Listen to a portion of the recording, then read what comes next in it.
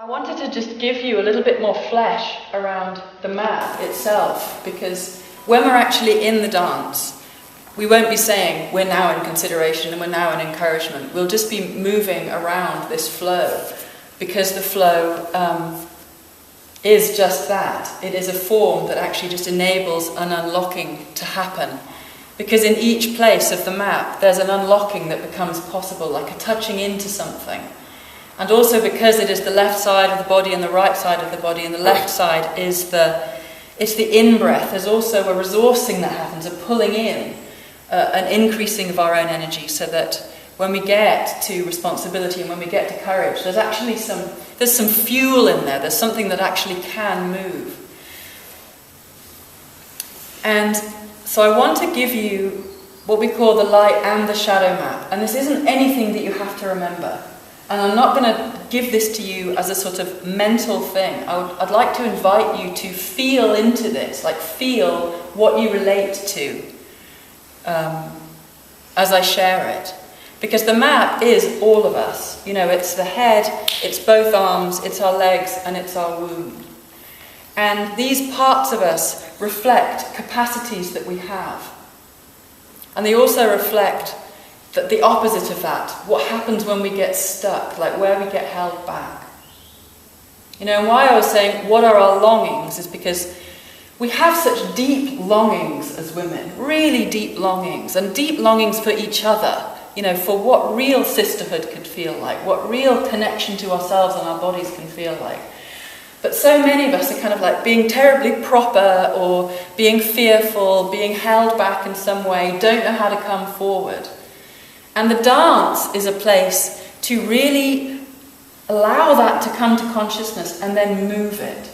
So the reason I want to talk a little bit about the shadow is just to say there's shadow in all these places, and it's fine, and it's even wonderful if we can make it conscious and then move it, because that's the unlocking. And when stuck energy has a chance to be made conscious and then start flowing, then it builds and it builds and it builds round to the place where actually we feel so much less fearful to come forward in our fullness and really connect. So the map is consideration, our willingness to face truth, encouragement, our longing for each other and for connection, the in-breath of the heart, intimacy, the left leg, our capacity to really feel and receive through the physical, responsibility, the right leg, our ability to respond from that feeling, from that information that we allow ourselves to receive through our bodies, and courage, the out-breath of the heart, who we are in our fullness. So in each of these places are its opposite, and this is essentially why change isn't happening. You know, we see what's happening to the world, we see what's happening to each other, we see what we're doing to the planet, and we're carrying on as normal. And it's because there is stuckness in each of these places. So in the place of the mind, in the place of our willingness to wake up and see what's happening, it's the place of denial. It's, I just can't go there. It's all the things that we do to switch off. You know, sometimes in a room, all I have to do is talk about the willingness to wake up and see what's going on, and people start looking at their phones, or staring out of the window, or just going. Because it's so big. It's just so big. How do we actually face it? Like, where's the mechanism in here that says, I can feel this? Which is why the next place, the immediate next place, is encouragement. It's the place of sisterhood. It's togetherness. Because I think the only way we can face what's going on is together. As soon as we feel the togetherness of each other, everything starts to feel a little bit more possible. And the more we can actually open ourselves and allow that togetherness in, and that sisterhood in, it becomes even more possible. But of course the shadow of the open heart is the fearful heart. It's the, oh God, what will they think about me if I really dance? You know, am I safe with these people? It's all the insecurities that we carry in ourselves. It's where we start pretending to be a version of ourselves. It's where we can turn into caricatures, because we're trying to be the thing that is acceptable or will minimize the risk of rejection. And I really wanted to say, you know, that It's excruciating, that part of us that acts some version of ourselves to try and be liked. And it gets in the way of the real beauty of ourselves, that when we express it and show up, gives permission for everybody else to really show up and feel safe to be themselves. And that's the possibility of this.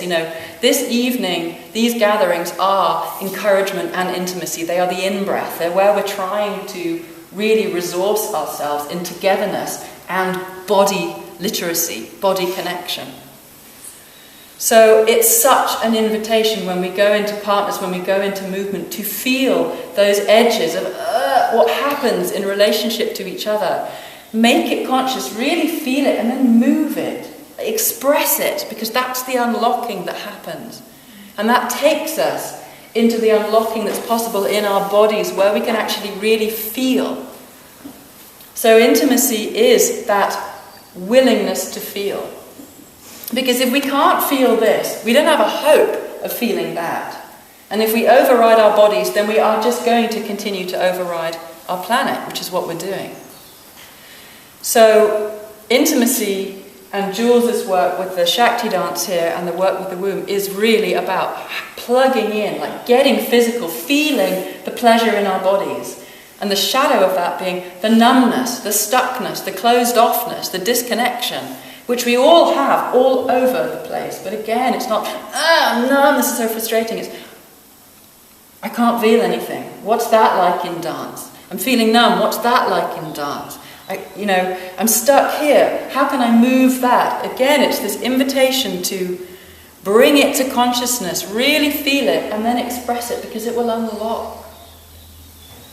So the beauty of intimacy, when you really start to fill up and feel, is when you move into responsibility, you're doing whatever comes through you comes from an informed place. It's like you fill up here so that you can give from your fullness. So what's happening in our world is the heart is devalued and the body is devalued. So we're just giving, we're running on empty all the time. And when you're running on empty, when you're not full, then we become miserly, we become more selfish. We start looking at what's the least I can do, what's the least I can give, what's the most I can take. And it's actually the only way it can be, because you've got empty. If you're not plugged in and if you're not receiving, then we're just trying to take all the time, and we're coming from lack. So that's what we're creating in our world, a world where we just take and just take.